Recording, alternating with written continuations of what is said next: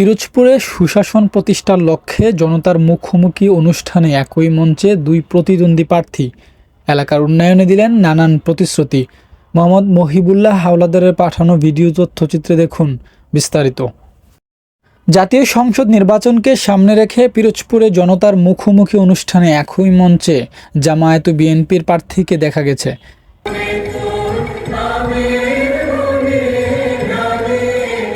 এ সময়ে সাধারণ মানুষের বিভিন্ন প্রশ্নের উত্তর এবং এলাকার উন্নয়নের নানান প্রতিশ্রুতি দিলেন প্রার্থীরা। শনিবার সকাল 11টায় গোপালকৃষ্ণ টাউন হল প্রাঙ্গণ সুশাসনের জন্য নাগরিক আয়োজনে এ অনুষ্ঠানে প্রার্থীরা স্থানীয় জনগণ ও সুশীল সমাজের প্রতিনিধিদের বিভিন্ন প্রশ্নের উত্তর দেন।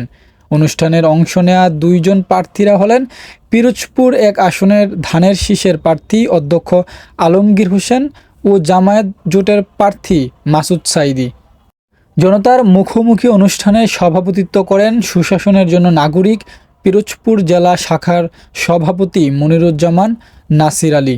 তাকে নির্বাচিত করে ওই রাতেই ফুলের মালা নিয়ে আমি তার বাড়িতে যাব। এটা এর জন্য যে পিরোজপুরে কোনো রাজনৈতিক হানাহানির রাজনীতি আমরা দেখতে চাই না।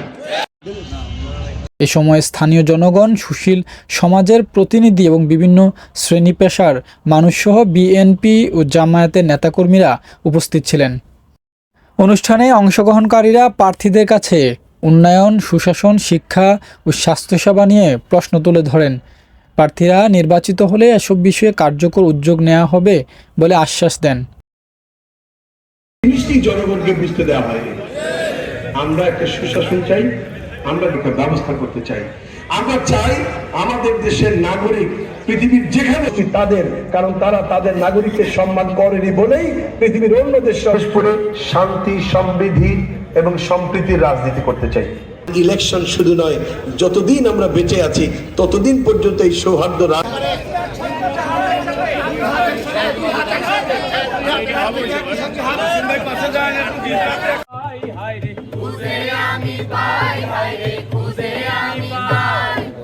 ভাই তাই বাংলারই গান গায়, শোনেন সুধীজন।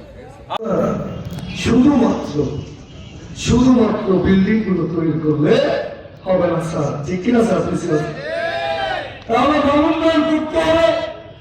আমার ভাইকে যোগ্য সেবক না করে মনে করে এবং তাকে নির্বাচিত করে ওই রাতেই ফুলের মালা নিয়ে আমি তার বাড়িতে যাব। এটা এর জন্য যে পিরোজপুরে কোনো রাজনৈতিক হানাহানির রাজনীতি আমরা দেখতে চাই না।